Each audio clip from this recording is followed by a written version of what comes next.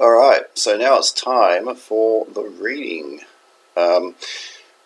We need to basically go over some goals and success criteria to see what we're going to achieve. I was wrong, it's in 2 extracts. Both of them are 3 pages each, so it's a bit of a longer text, okay?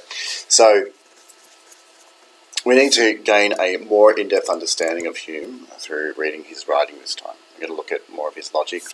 Then we're going to read the text to clarify unfamiliar terms. When we come across terms or concepts or even sentences that just don't make sense, that's when we clarify. We're going to refer to our summary to reinforce key ideas, and then we're also going to see if we can elaborate on these key ideas through a discussion. Okay? So quickly write down these 3 success criteria and score yourself. That'll be fantastic. Now, if you can do an APK for me, could you just quickly draw a picture that represents the self as a bundle of impressions and ideas? If you don't understand what I'm asking you to do, you need to go back and watch the previous video because this is made really clear. Okay? Alright, let's get started. It's going to take a while, but we will get there. Alright. There are some philosophers who imagine we are every moment intimately conscious of what we shall call ourself. This is a reference to Descartes, and this is a reference to Locke. That we feel its existence and its continuance in existence, and are certain beyond the evidence of a demonstration. So this is what he's looking for, guys. He wants concrete proof, not just rational supposition, both of its perfect identity and simplicity. The strongest sensation, the most violent passion, say they, instead of distracting us from this view, only fix it more intensely and make us consider their influence on self, either by their pain or pleasure. To attempt a farther proof of this were to weaken its evidence, so since no proof can be derived from any fact of which we are so intimately conscious, nor is there anything of which we can be certain if we doubt of this. That's just rhetoric, this is flowing. Let's just keep reading. Unluckily, all these positive assertions, and that's the assertion that there's a self, a continuous self, are contrary to that very experience, which is pleaded for by them, nor have we any idea of self after the manner it is explained. So in other words, he's saying, well, Descartes and Locke, you kind of said, oh, well, I've got this definition of what the self is, and you said that we can be proved through rational reflection and some empirical reflection, but he's saying, look, that just doesn't exist. It's not the case. For from the idea of self after the manner it is explained, for from what impression could this idea be derived? This question 'tis possible to answer without a manifest contradiction and absurdity. So he's saying some of your ideas are absurd. And yet it is a question which must necessarily be answered if we would have the idea of self pass for clear and intelligible. And this question is, how do we have the absolute proof? What can we see? What is real? It must be some one impression that gives rises to every real idea. Well, I think this is where he's saying it, and he's saying it in such a convoluted, old-fashioned way, and I'm really annoyed. But I think that what he's saying right here is that you need to have an impression of that content, that self, that continuous self that's being suggested by Locke and Descartes up above. Take a note. Alright, so it must be some one impression that gives rise to the very real idea. Okay. But self or person is not any one impression. Okay, so this is where he's getting to his bundle theory of self. But that to which our several impressions and ideas are supposed to have a reference. Okay, so going back to our mind map, the summary mind map that we were looking at before. Let's bring it up. Remember how he said that, well, he's basically arguing that our impressions, which in his case is sensory experience, must be related to and tied into a reference of the self. So many different several impressions and ideas are supposed to have a reference to me. But self or person is not any one impression, but that to which our several impressions and ideas are supposed to have a reference. So it's where we tie all of our impressions or ideas, and that's where he's talking pretty much about Locke Okay. So I don't think he's heading on the bundle theory of self yet. I think what he's doing is just trying to outline some of the theory that he's going to start exploring. If any impression gives rise to the idea of self, that impression must continue invariably the same through the whole course of our lives, since self is supposed to exist after that manner. And this is what we've said when we were looking at his theory. Okay? If self exists, self must be singular and changeless. There must be an impression that exists over all time. Right. But there is no impression or constant that is constant and variable. And again, that's what we said in the mind map. Basically saying that all impressions change. Pain and pleasure, grief and joy, passions and sensations succeed each other and never at all exist at the same time.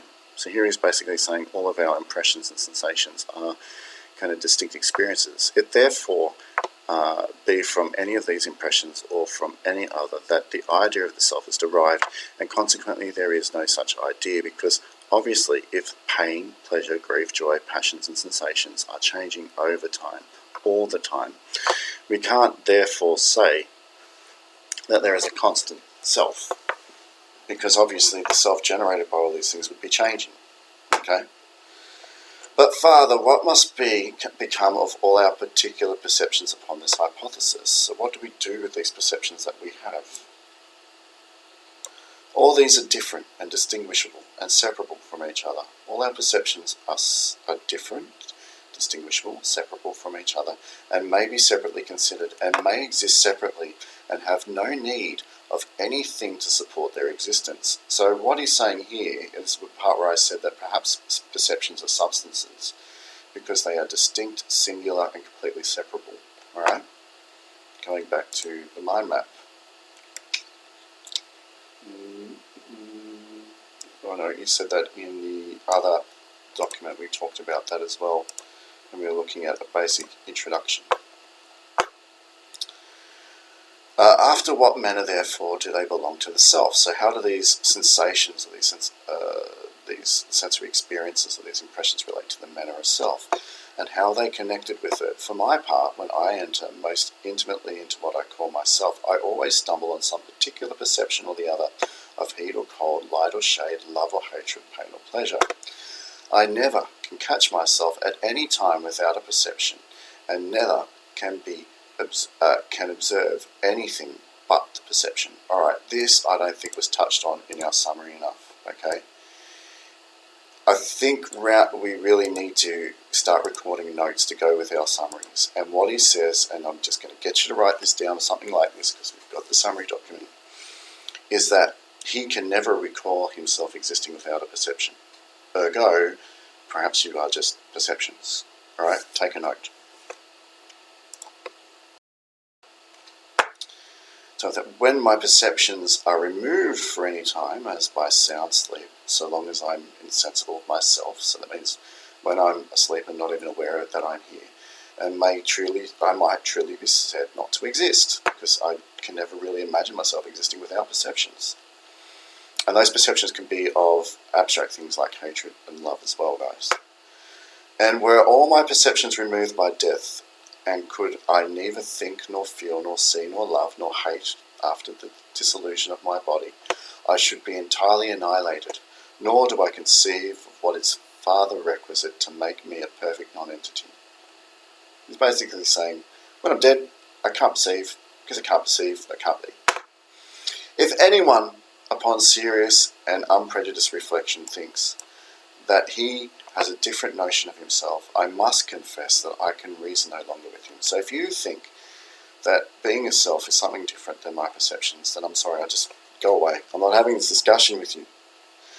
All I can allow him is that he may be in the right as well as I, and that we are essentially different in this particular. In other words, you might be right and I might be right. We might be right in different ways, and may perhaps perceive something simple and continued, which he calls himself, though I am certain there are no such principle in me. So I can't see this continuity, he says. But setting aside some metaphysicians of this kind, I may venture to affirm of the rest of mankind that they are nothing but a bundle or collections of different perceptions. Bang, there we go. I would write this quote down. Good to have quotes, great for exams.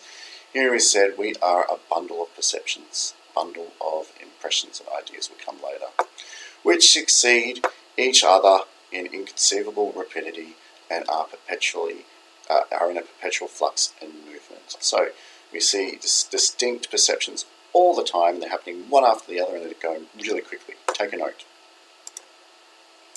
That's what we said in the actual recording of the other video, but still it's important, okay? Our eyes cannot turn their sockets without varying our perceptions. Every time we do that, we see something different. It is still more a variable than our sight, and our thought is still more variable than our sight, and all of our other senses and faculties contribute to this change. Now, a lot of you might be confused with this word faculty. Just think of it as a part of the mind, like an organ of the mind. All right, and he's saying the mind is made up of lots of different organs, like imagination, intellect, reason. They all come together to perform the mind, right? And all of our other senses and faculties contribute to this change. Nor is there any single power of the soul which remains unalterably the same, perhaps for one moment. The mind is a kind of theatre, where several perceptions successively make their appearance. Oh, you need to write that down. That's a great analogy. I didn't put it in there. What we're saying is, like, imagine the mind being like a stage and things just appear on it and happen. And they happen really quickly. And then you've got to somehow remember it, and remember it to keep it all together and tie it all together. Okay? Again, this is something additional to the summary we provided beforehand. Okay? They pass, they repass, they glide away and mingle in an infinite variety of postures and situations. So there's these thoughts and these impressions, they all do that. There is properly no simplicity in it at one time. In other words, there's no simple mind or identity indifferent. Whatever natural propension we may have to imagine that simplicity and identity. So he's saying it just doesn't exist. The mind is nothing but this random bunch of sensations, perceptions, impressions, could say ideas. The comparison of the theatre must not mislead us. They are the successive perceptions only that constitute the mind. So he's saying the mind is deeply embedded in time in this idea of succession. That's not something we put in here. We just said it was a bundle of thoughts, all right? Well, not really, we said a bundle of impressions and ideas. But he's saying it's like a theatre which happens over time. And as it happens over time, we kind of have this kind of time-based sequence to what goes on in the mind. Nor have we the most distant notion of the place where these scenes are represented of the materials of which it is composed. What then gives us so great a propensity, guys, to ascribe an identity to these successive perceptions? So we're saying, why do we give self to this kind of random, successive sense of events, objects, or whatever that just occur in our minds? And to suppose ourselves possessed of an invariable and uninterrupted existence through the whole course of our lives. And this is really important. I think in this quote here, what we tend to see is an understanding that you are just a bunch of random associations. You might have the illusion that it's all tied together by by a sense of self. But he's saying, why do we have this illusion that we are this is all tied together by the sense of self, when really you're just a bunch of sequential, you are a bunch of sequenced, distinct, changing events, objects, whatever. I think perceptions would be the better word.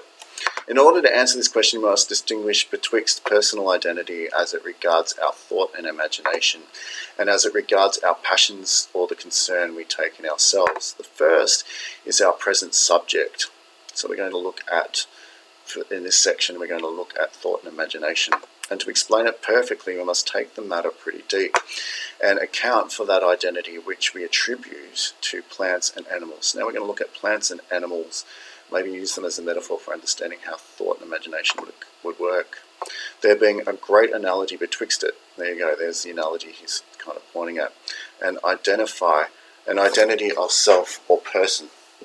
So he's saying the way we look at plants and animals and understand them and attribute sameness to them might allow us to understand how we can work with identity and self or person. Okay, take a note. I'm kind of rushing through this because really there's not a great deal that is that different from what we touched on in the summary document. But remember, most likely on an exam, if you're introduced to a slab of text, that slab of text is going to be from the readings. And those readings are going to ask you a question. Now, if you can understand the readings at a deeper level and get how they refer back to the previous theory, then you are in a really, really good position. So reading this is much more important. It teaches you how to decode and understand his language. It also allows you to, in an exam environment, quickly respond to a given quote that may be introduced, okay? So we have a distinct idea of an object that remains invariable and uninterrupted through a supposed variation of time. And this we will call an identity or sameness. There you go. Guys, write that down. Quote, that is his special quote for what it means to be identity. What identity is or what sameness is. Cool. We have also a distinct idea of several different objects existing in succession and connected together by a close relation. So we can also understand quite clearly that we can see many different things happen concurrently, after each other, consecutively. And we understand that they might be related to each other, i.e. Billy Ball hits Billy Ball 2, which is Billy Ball 3, and consequently, you could imagine the strawberry example I gave before. We might see the strawberries in the example as a bunch of different strawberries, or we can see them all as different entities over time that are related to each other. They have the same relationship. And in this case, as we spoke before, the relationship is the goal they have towards producing an end final result. But for all intents and purposes, according to him, each of these strawberries are a different entity. Okay? Oop, wrong one. Right, so we can imagine sameness, or we could imagine many different objects occurring in a sequence that are tied together by this idea of a close relationship. And this, to an accurate view, affords us a perfect notion of a diversity, as there was no manner of a relation among these objects. But though these two ideas of identity and succession are related objects, be in themselves perfectly distinct, so we're saying, but the two ideas of identity and succession tend to be different things, and even contrary to each other, because we can see how here the definition of succession and connected objects, connected by some kind of relation, is different to the idea of kind of sameness. Right? We can see how they kind of differ. The succession of related objects being themselves perfectly distinct and even contrary, yet it is certain that in our common way of thinking they are generally confounded with each other. So we usually tend to assume that as a person grows up, as their body changes over time, even though we can easily see how that body would be a different, distinct object at different periods of time, we would still attribute sameness to that. And common everyday logic allows us to do that. But as we know, his argument is no, they are different things tied together by the mind's tendency to create links. Okay?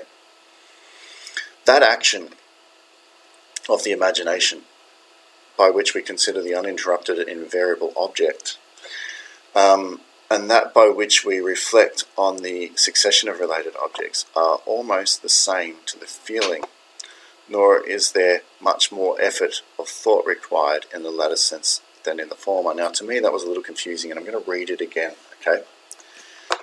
That action of the imagination by which we consider the uninterrupted and invariable object, right? And that by which we reflect on the succession of related objects are almost the same to the feeling, nor is there much effort of thought required in the latter sense than in the former. So what he's basically saying is that you'd have an intuitive sense that both of them are right. That idea of the uninterrupted continuity amongst the strawberries that I showed you here, which preserves the sameness, is not that hard to really figure out, nor is it really hard to say actually they are different entities connected by some kind of relation. That's really pretty easy to do as well. Okay.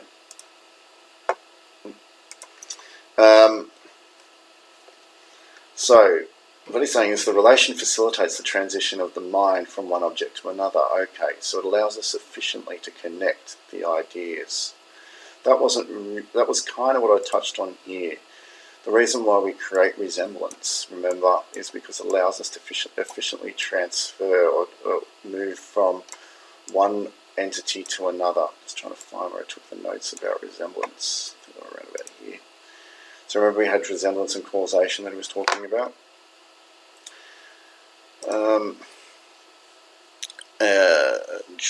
The relation facilitates the transition of the mind from one object to another, allows the mind to be efficient, and renders its passage as smooth as if it contemplated one continuity or one continued object. So, but the relationship that we know exists between the different strawberries that all come together to create the sameness. The reason why we have it's such an effortless thing to do that it kind of creates the illusion of resemblance and therefore sameness, okay, and identity. This resemblance is the cause of the confusion and mistake. It makes us substitute the notion of identity instead of the notion of related objects. If you know anything right now, if you've got anything from the reading, what you should know is this. It's better to say that they are related objects than to say that they are the same object and that they have identity. Take a note. Okay.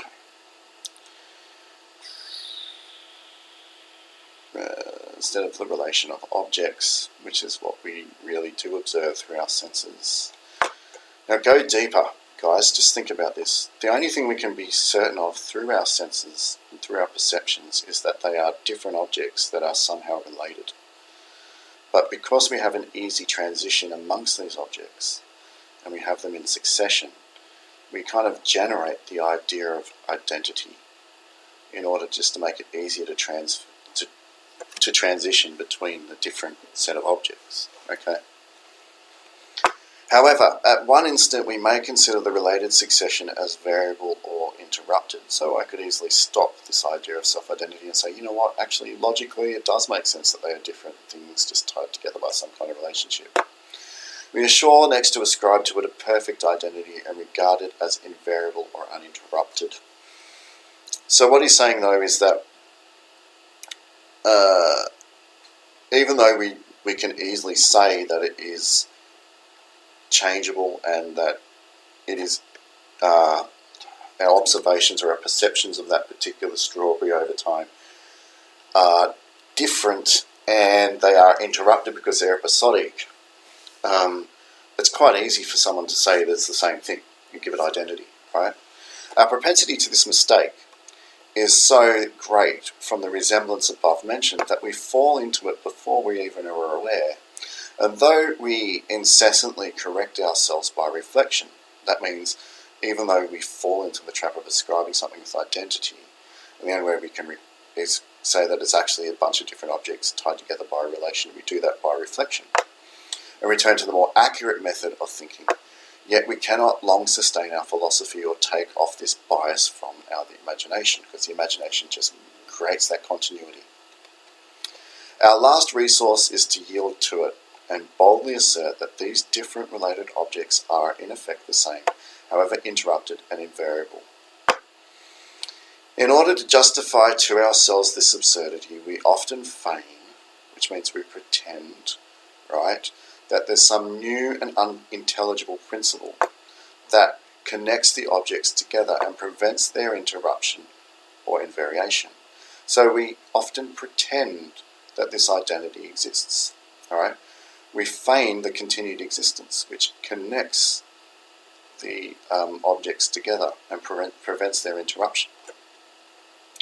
Because we want to justify the absurdity of later, just quickly being able to we want to justify the absurdity generated by the need to quickly transition between different objects that share some kind of relationship with each other.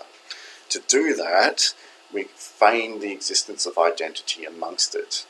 And he also says we do this, we run into the notion of a soul and a self and a substance to disguise the variation. We do this when we reflect on ourselves. All right, so right now I am many different perceptions and ideas, and we therefore have to understand that I am feigning or pretending that they are all connected by oneself in order to make a smooth transition between my memories and between my thoughts and things that are happening right now, just to make the mind efficient. So we pretend it. We can't really find what it is, so we pretend, we feign. But we may farther observe that we do not give rise to such a fiction. Our propension to confound identity with relation is so great. You should write that down. That kind of encapsulates all of his philosophy. Our propension to confound identity with relation is so great. So what's really going on is a relation between objects, and we give it an identity. We say it's the same thing, but really they are distinct, different things, somehow related to each other. But we always say it's the same, and it has a continuity of existence where it doesn't. They just have relationships with each other. And that includes our soul, our mind, our self. That we are apt to imagine something unknown and mysterious connecting these parts besides their relation, which obviously is the self. Take a note.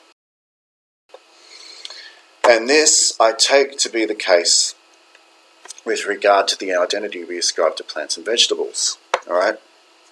So plants and vegetables, which we give, our perceptions tell us about a varied sequence of shapes and varied sequence of perceptions, right? We know that they're related to each other. Our mind knows there's a relationship between them. However, in order to transition between them quickly, we try and imagine this kind of identity because it just makes things so much faster. And he's saying, okay, well, this is an analogy for the self, okay? And even when this does not take place, we still feel a propensity to confound these ideas, though we are not able fully to satisfy ourselves with that particular, nor find anything invariable and uninterrupted to justify our notion of identity. Look, it really does make sense from his point of view if you assume that the only thing that really can exist and the only thing that you are is perceptions and memories of them, right? And possibly reflections of those.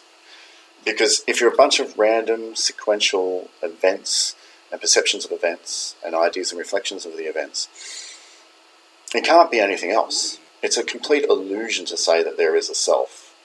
Yeah, that's one of the major things in his philosophy. And you can see how that's the case, right? So maybe you should take a note about something. Just really deeply understand that, okay?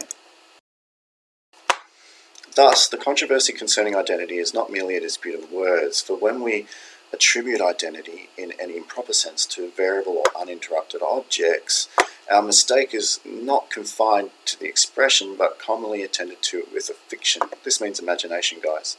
So it's not just the word that we use, the sameness or identity, which is creating the illusion, but it's also the fiction that we imagine of the sameness, okay? Either of something invariable or uninterrupted, because that's a fiction. Something being invariable or uninterrupted is made up. Even a rock over time breaks or erodes. Or something mysterious and inexplicable, or at least with a propensity to such fictions. What will suffice to prove this hypothesis to the satisfaction of every fair inquirer? So what will this take for me to prove this to you? Is to show, love that old English spelling, is to shew, from daily experience, go away, I want you. Where are we? Is to show from daily experience and observation that objects which are variable or interrupted and yet are supposed to continue the same are such only as consists of the succession of parts. So what he's saying here is that parts change. They are the succession of things with many different parts that are changing, and they are connected together by resemblance, contiguity, or causation. Remember those big three things that we pointed out in our summary? It's saying our mind makes connections between a succession of parts or successions of different things by looking at resemblance, contiguity, and causation. Contiguity is just links. Causation means cause and effect, and resemblance obviously means trying to track relationships of sameness or similarities or differences. For as such a succession answers evidently to our notion of diversity, it can only be by mistake that we ascribe to it an identity. And as the relation of parts, which leads us to this mistake, is really nothing but a quality, so this is something we observe, which produces an association of ideas. So the thing that we observe basically allows us to make up an association of ideas and an easy transition of the imagination from one to another. So then we imagine, our mind, imagination is nothing but the capacity to transfer from this related object to that related object, which we've basically tied together. An easy transition of the imagination from one to another, it can only be from the resemblance which this act of the mind bears to that, by which we contemplate the continued object, that the error arises. What he's really saying here is that imagination is basically, in this case, allows us to imagine. Imagination is the capacity to draw links between objects of similarity, in this case, all right? Our chief business then must be to prove that all objects to which we ascribe identity without observing their invariableness and uninterruptedness are such as consist a succession of related objects. Yep. In order to do this, suppose a mass of matter, like a rock, of which the parts are contiguous, so they're kind of related to each other and connected, to be placed before us. 'Tis plain that we must attribute a perfect unity in the mass. Okay, we're all going to say, yep, normally that rock is a rock. Look at all the atoms arranged in it, makes a rock. Provided all the parts continue uninterruptedly and invariably the same. That rock is still the rock because it is the same shape as I saw it 2 years ago. Whatever motion or change of place we may observe, either in the whole or in any of the parts. But supposing some very small or inconsiderable part was added to the rock or to the mass, or subtracted from it, though this absolutely destroys the identity of the whole, strictly speaking. So he does acknowledge that it could be a strict identity. A strict identity would be an object that has a continued and constant invariable existence. Alright? Yet as we seldom think so accurately, we scruple not to pronounce a mass of matter the same, where we find so trivial an alteration. The passage of the thought from the object before the change to the object after it is smooth and easy, and that we scarce perceive the transition, and we are apt to imagine it.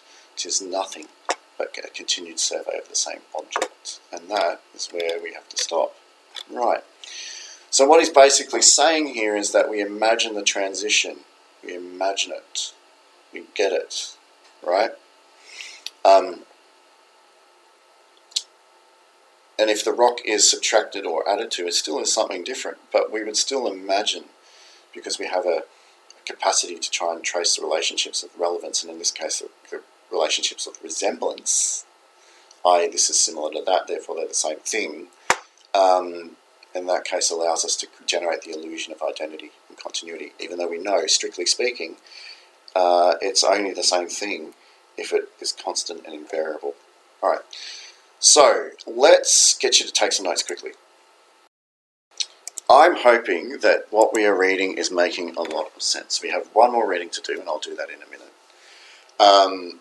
But basically, we have read the text and we've looked at words that I think you wouldn't be able to understand, and I've tried to clarify them for you, okay?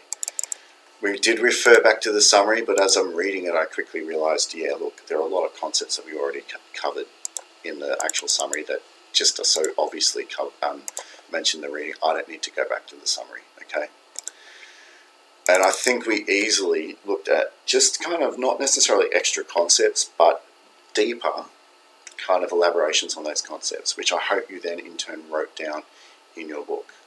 So quickly rescore yourself on these success criteria. We're going to go over the next extract in a minute, and that'll be on another video.